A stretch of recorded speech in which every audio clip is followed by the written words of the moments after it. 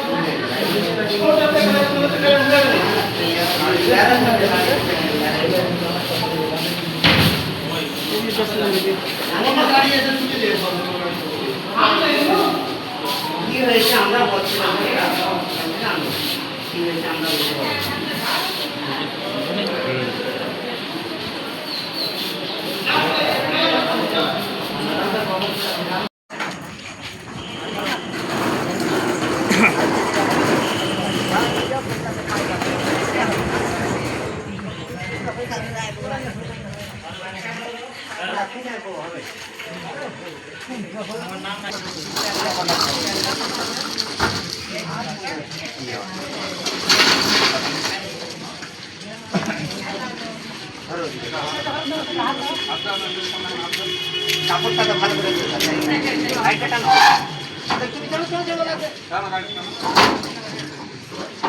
গাড়ি ঘন্টা